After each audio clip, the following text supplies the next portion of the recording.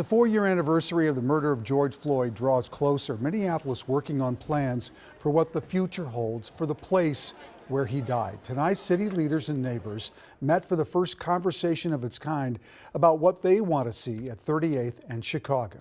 Danny Spiewak has more on what they're saying tonight.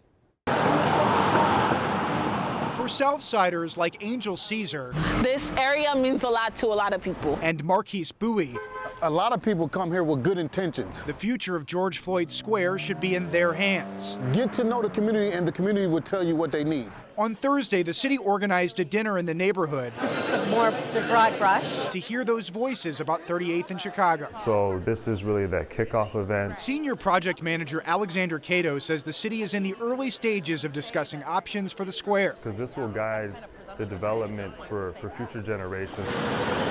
That includes figuring out what to do with the former gas station known as the People's Way, which the city now owns, and how to design streets and sidewalks.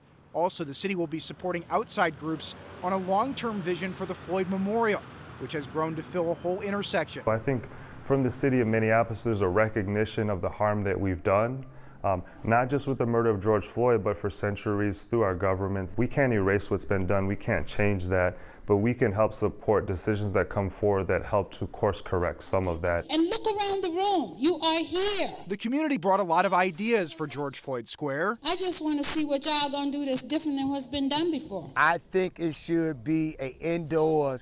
George Floyd been laying on that ground for 4 years. Charles McMillan witnessed Floyd's murder and testified in the Chauvin trial. People gonna always come to George Floyd Square to see what happened. But what I tell people, you could come there and see what happened, but do you know what happened? People who live near 38th and Chicago, If everybody put their head together, say the city has to get this right. But again, if we're not helping the communities that we're saying we're supposed to help, what are we doing?